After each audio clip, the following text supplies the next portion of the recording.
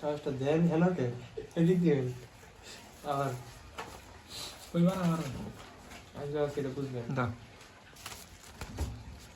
rolling rolling হইতেছে আগের থেকে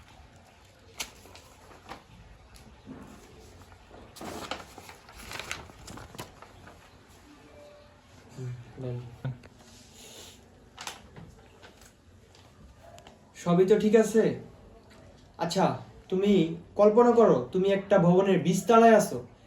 এমন সময় ওই ভবনে 20 তলা বড় আবার আবার এখানে এখানে ঢোকেন সময় নষ্ট করে হ্যাঁ